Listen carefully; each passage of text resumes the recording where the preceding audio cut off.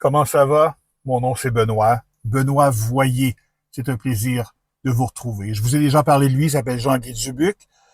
Jean-Guy Dubuc a longtemps été éditorialiste à la presse et dans divers journaux du groupe de presse de Power Corporation. Il est avant tout prêtre catholique.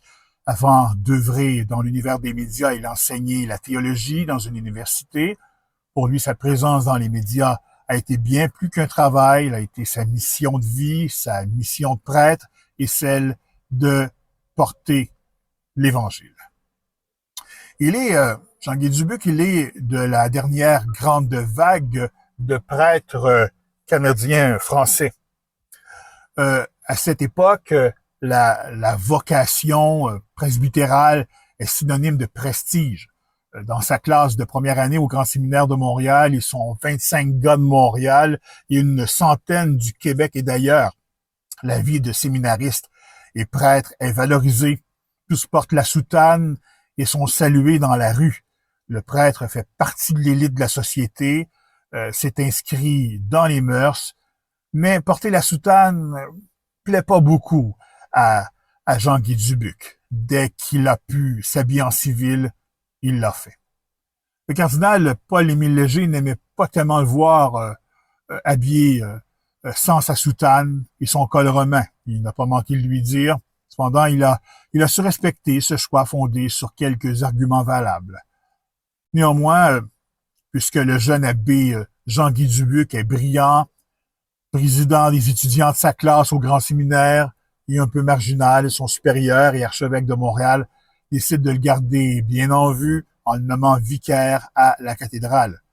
Jean-Guy Dubuc me racontait en 1999, et je le cite, « Lorsque je suis allé étudier en France et en Belgique et que je suis allé à Rome pour participer au Concile Vatican II, je ne portais pas de soutane et de col romain.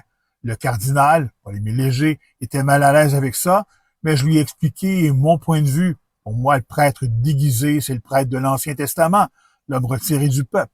L'homme du Nouveau Testament, c'est l'homme dans le peuple qui est pécheur ou comptable et qui vit dans son milieu. Le prince de l'Église de Montréal était un homme ouvert puisqu'il a accepté son choix. Après avoir été vicaire, aumônier de l'aviation et aumônier diocésain de la jeunesse étudiante catholique, la JEC, il part à la suggestion de l'archevêque de Montréal pour suivre sa formation universitaire en Europe. Durant l'année 1961-62, il étudie à l'Institut Lumen Vitae à Bruxelles, mais ça lui convenait pas tellement, ça n'allait pas vraiment avec ses attentes. Après 3 semaines là-bas, suivre les cours à Lumen Vitae, il rencontre le chanoine Philippe Delahaye, dont l'influence est grande en Belgique puisqu'il est prêtre et sénateur au gouvernement. Et il est le représentant de l'Église au gouvernement et professeur à Rome et à Lille.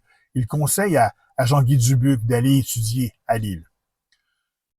Jean-Guy Dubuc me racontait, je le cite, comme j'étais lié à Lumen Vitae, j'ai décidé de faire les deux en même temps. Tous les matins, je partais à 7 heures avec ma voiture pour 2 heures de route. Après mes 3 heures de cours à Lille, je prenais une bouchée, je rentrais et je prenais mes cours à Lumen Vitae. Le soir, j'étudiais. Le lendemain matin, je repartais. J'ai fait cela pendant 1 année. Pour lire l'article complet que j'ai écrit sur Jean-Guy Dubuc, je vous invite à aller sur mon blog, vous la retrouverez. C'est le www.benoitvoyerenliberté.blogspot.com.